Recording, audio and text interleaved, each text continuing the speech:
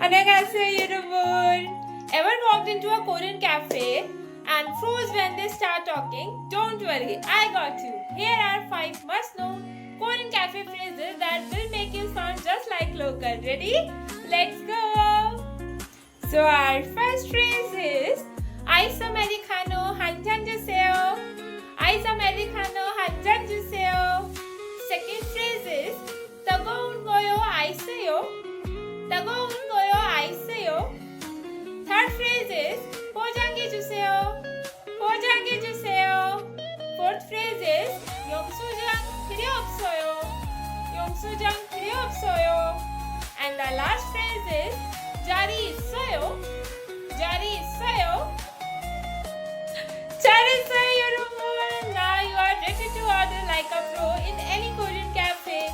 Which phrase do you like the most? Comment down and don't forget